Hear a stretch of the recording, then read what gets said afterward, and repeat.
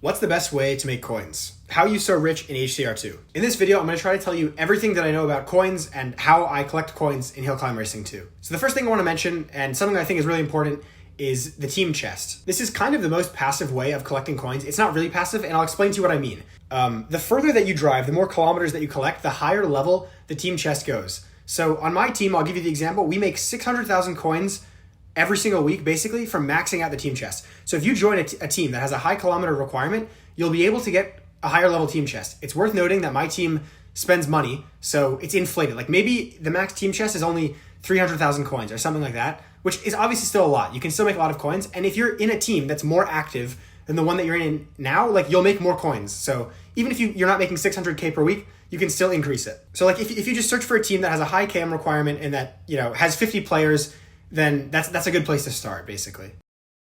The next thing is playing adventure. If you don't know, there are these things called distance bonuses, where the further you drive on a new map, the more coins that you'll get. It's basically you get 3,000 coins every certain number of meters. That might not sound so good, but let's say you unlock a new map and you're playing it for the first time, you're gonna get a lot of coins from that. And even if you've unlocked all the maps, or a lot of them, and you're replaying maps, just increasing your furthest distance will get you a lot of coins. So let's say, there are these records that are crazy, getting like 100,000 meters and whatever. You don't need to do that. If you're getting 10K, if you're getting 20K, or just improving your record, like you'll make coins. And even if you don't want to do that, or you've done that on a lot of maps, you can still make coins by just playing adventure. Like if you're having fun and getting stars and just playing the game, like that will also get you coins. It won't be as much, but it still adds up. That's something I'm going to talk about later, but like doing little things in this game ends up adding up maybe more than you think. And so then building on playing adventure, if you go to the adventure shop, there's a coin doubler. I haven't used this myself, so I don't know how good this is or if it's worth your tokens, but if you have a lot of tokens or you just want to see how it works, like you'll get double whatever you're collecting. And this isn't, like you get that by having VIP, but I'm not talking about spending real money. But the coin doublers will just increase how many coins you're getting. Okay, then moving on from adventure, we're going to come back to the adventure shop though. That is still going to be useful. Playing cups. Just by playing cups, you'll get like season rewards. And a lot of it is VIP, but you'll get like, if you finish the whole season, there are plenty of coins. You get 2,000, 3,000, whatever, and it adds up for the whole season. But also, if you use cup doublers, again, in the adventure shop, then you're going to progress faster and get the coins on the like adventure or the road, whatever it's called, you'll get those faster. And then on top of that, still in cups, there are streak bonuses now. So like, if you play and you do your streak, like you're going to get chests, you're going to get coins, and that stuff adds up. Again, it's like small things that'll get 10K here, 15K here, and just ends up increasing your total coins. Now, let's say you suck and you lose your streak a lot. For me, that's how that goes. Honestly, you can buy streak shields. I know this is a lot of stuff about spending adventure tokens, but these are just strategies that you can use. You don't have to use the shields, but you could. Then in addition, of course, you'll get the rewards, but also you get chests by playing cups. So you can open those. It takes time, but the coins from those will add up. If you don't want to wait, you can go back to the adventure shop and you can use the chest keys. That'll open them more quickly. They're not like so expensive, but that's an option that you have. I feel like this is an ad for the adventure shop, but I'm just trying to, share my my methods or whatever. So this is kind of something that I feel like I've been talking about, but like playing every single mode will just give you coins and they'll add up. Getting 10K here, 15K, whatever, like soon it'll be 100K and then you're making like a lot of coins through doing a lot of small things that don't take so much time. Like you can play for 20 minutes a day and get a bunch of cups in, do like one long adventure run. Maybe you need like 30 minutes or whatever. But then doing like featured challenges, you'll get a little 2.5K here, 7.5K here, a little, an extra chest or whatever. And then also, this is probably pretty well known, but opening the free chest every day, it'll add up. You get daily rewards every single day. And sometimes it's a chest that gives you like 10K. Sometimes I've gotten like 30 or 40K. They just give you free coins. So checking that every day will add up. So then going back to the whole team stuff again, the team boss chest, that goes with cups. The team boss chest gets increased by beating cup bosses. So if you're on an active team that plays cups a lot, that gets a lot of KMs, this chest will increase. I don't think it's as good for coins compared to the team chest, but like 200K or 100K, whatever, at the end of the month, is obviously better than 0. So it's just another way to get more coins. Then additionally, you get a bunch of research points from it. And so that's somewhere that you can upgrade. And like if the team that you're on has a high research level, I think some chests like get a 50% boost depending on the level or whatever. So again, just coming back to being on like an active team that's trying to build, is really like a powerful thing in this game with the most recent update. Okay, then something else that I get a lot of questions about, I have this account with 18 million coins, and it's kind of misleading, and I'm going to explain how I have that many coins, basically.